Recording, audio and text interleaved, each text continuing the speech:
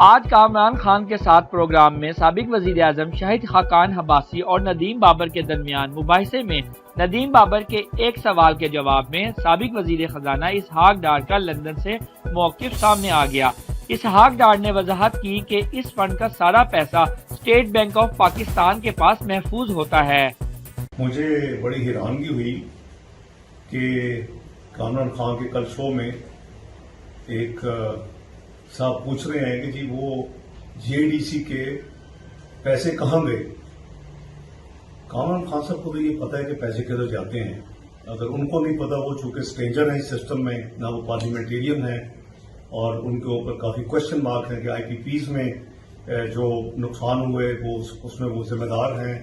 Recently فرس oil کے اوپر جو بجلی پیدا کی گئی 121 ارب کا نقصان ہو، وہ انسان وہ ذمہ دار ہے اس میں، اور بڑے کوشچن مارک ہیں ان کی پرفارمنس پہ اور ان کے مختلف۔ میں اس لمبی تمہید میں نہیں جاتا۔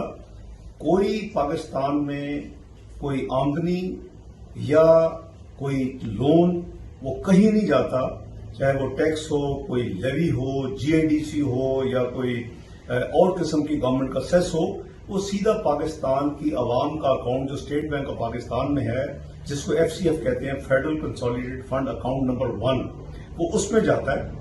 اور اسی طرح کوئی بھی پیمنٹ ہو، اخراجات ہوں یا ڈیفنس کے ہوں یا گورنمنٹ کے ہوں یا ڈیولپمنٹ کے ہوں یا پھر کوئی لون کی ادائیگی ہوں، وہ بھی وہیں سے جاتی ہے۔ یہ ایک سسٹم ہے جو کہ پاکستان میں ایک کنٹرول اکاؤنٹ جسے کہتے ہیں۔